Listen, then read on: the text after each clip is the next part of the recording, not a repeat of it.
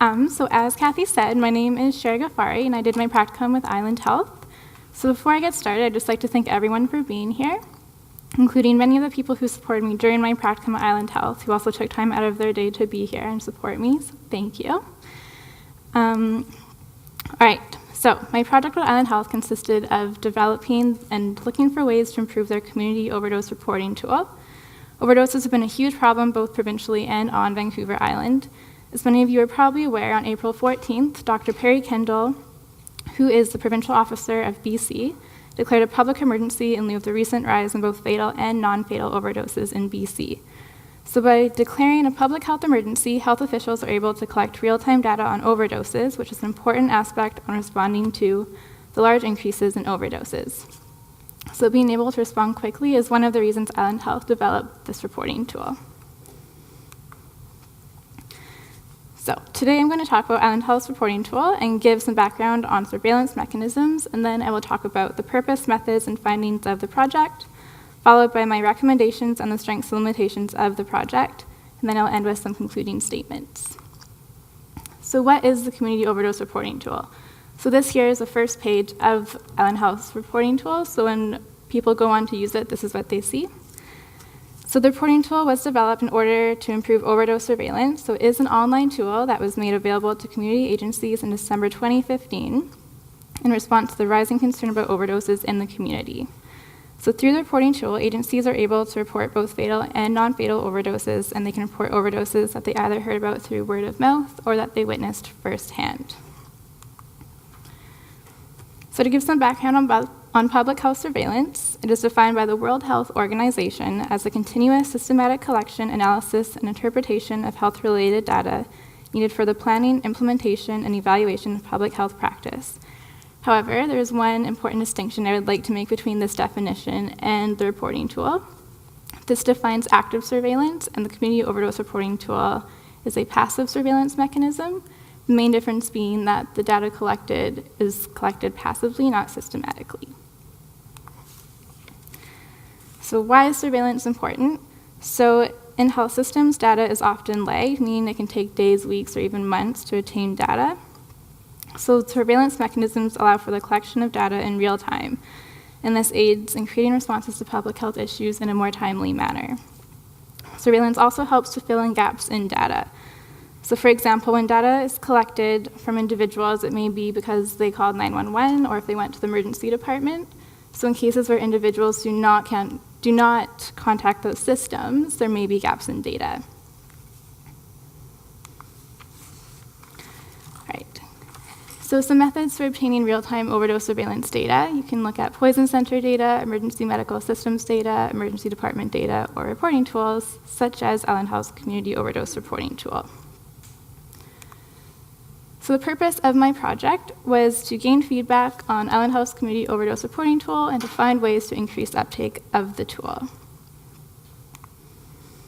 So to do this, I contacted 9 agencies who all have access to the Community Overdose Reporting Tool and asked if they would give feedback on the tool. Of these 9 agencies, 6 replied and agreed to give feedback. I spoke to some people one-on-one and others in a group setting. In total, I gathered feedback from 12 people. And after speaking with people, I was able to generate recommendations based both on the feedback received from people and from supporting literature. So after doing this, there were 6 key themes that emerged.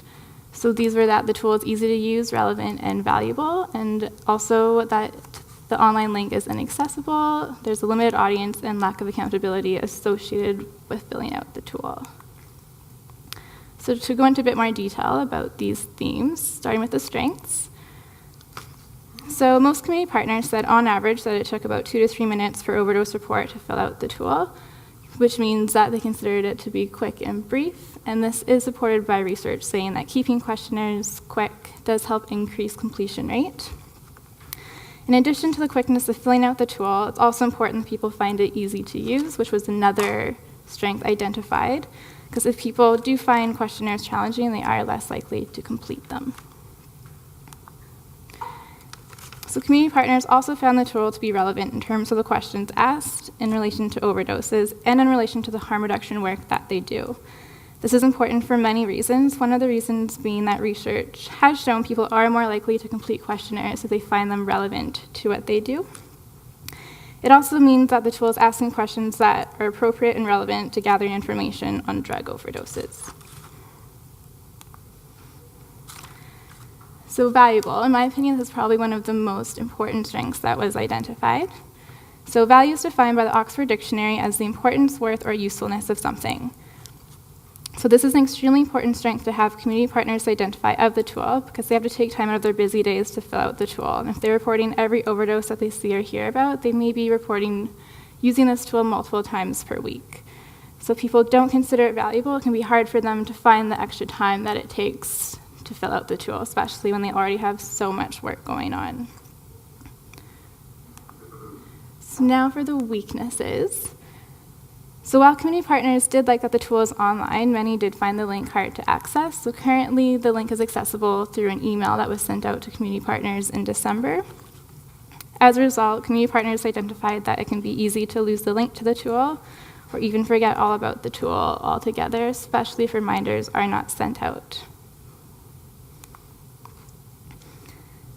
The limited audience who have access to the tool was identified as another weakness of the community overdose reporting tool. So as I mentioned earlier, the reporting tool was only made available to community agency partners. And one of the main reasons for this was to help keep the reliability and validity of the data high. This also helps significantly decrease the chance of receiving duplicate reports. And in this case, if there is a chance or a thought that a duplicate report was received, we can easily contact the community agencies to get more information. As you can imagine, this would be a lot harder to do if the public was filling out the tool. However, by not giving access to a more broader audience, there is a chance of overdoses going unreported. So the last weakness of the community overdose reporting tool identified by community partners was the lack of accountability associated with filling out the tool. So for example, Island Health does not require anyone to fill out the tool, although the data collected is extremely important. So not having accountability can make it easy for people to not put in the extra work to fill out the tool or to simply forget about the tool. In fact, there are some community agencies that have taken it upon themselves to incorporate filling out the tool as part of their overdose reporting protocol, but again, that is not something that Island Health can force them to do.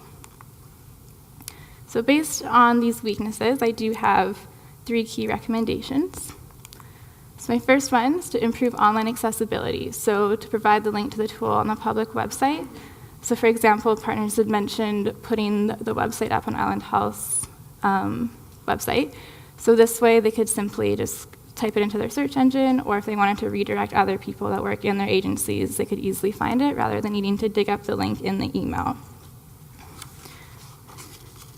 And secondly, to also send reminder emails, which again, research has shown that sending reminder emails does help increase electronic questionnaire uptake. So next is to broaden the audience. So since this can have an impact on the validity and reliability of the data, there should be validation tests and verifiable questions developed. So one way to validate the data would be to use triangulation methods and cross-check the data obtained from the report with EMS data and DD data. That's given that 911 was called or that the emergency department was visited. In addition to that, the higher chance of there being duplicate reports also needs to be considered. So to help do this, questionnaires that are incomplete or do not have enough distinguishing information filled out, such as the date, time of day of the overdose occurred, as well as the age range and sex of the individual who overdosed, should be discarded. And my last recommendation is to encourage accountability, which has in fact been shown to be correlated with improved performance by research. However, while Island Health cannot force people to fill out the community overdose reporting tool, they can take steps to further encourage people to feel accountability for filling out the tool. So one way to do this would be to send out overdose reports with the data obtained from the reporting tool.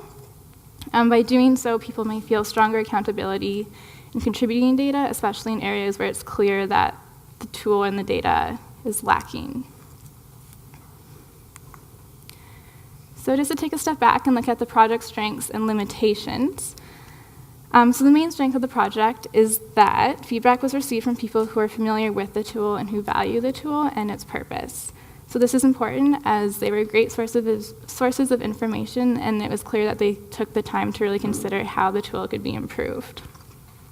The main limitation is that feedback was not received from everyone, and so it is possible that the feedback received was biased, so perhaps people who didn't respond didn't see the value in the tool or were too busy. And my last slide, so summary and conclusions. So Island Health's Community Overdose Reporting Tool is a surveillance mechanism to help fill in gaps in community data. It was identified as easy to use, relevant, and valuable, also identified as inaccessible, limited in scope, and limited in terms of accountability.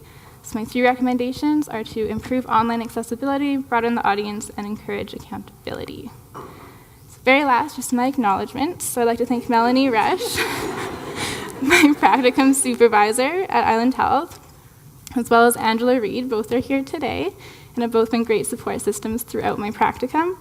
I'd also like to thank the community partners who took the time to speak with me and share their feedback, as well as my first and second readers, Dr. Catherine Worthington and Victoria Barr. Questions?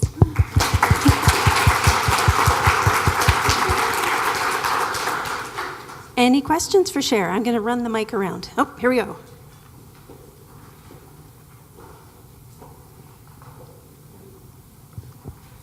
Yeah, so I'm just curious as to what kind of information is collected with the tool, because you said it takes about 2 to 3 minutes to fill out. So just any comments on that? Any specifics? Yeah. Yeah, so generally, there's a few distinguishing questions, so age, gender, time of day, location, and then they also get into a bit more details, such as was 911 called, did you see how the drugs were taken, what drugs were taken, and I think it's more around just sort of try to get an image of what happened. So it's a bit more detailed than what we would see if we looked at emergency department data.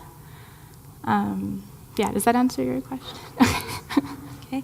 Other questions? One down here. And can I ask, just because again, we know each other virtually, but not physically, so if you could say your name before you ask a question, I think it would help everybody get to know each other's real faces. Hi, I'm Anna. I just had a question regarding what is done with the data once it's collected. So what does Island Health do once they have, the age, the sex, and the location, and whatnot? So they do generate a report from it that is circulated internally. So it does supplement the current surveillance mechanisms they have in place. So when they look at things like ED data, EMS data, it's just another data piece to look at to try and fill in those gaps and look at the big picture. So we do carry through where it happened, pretty much as many details as we can get. It is all put together and shared with the task force at Island Health. Great. Thank you, Cher. And I think we'll invite Cher to step away and we'll get back. Thank you.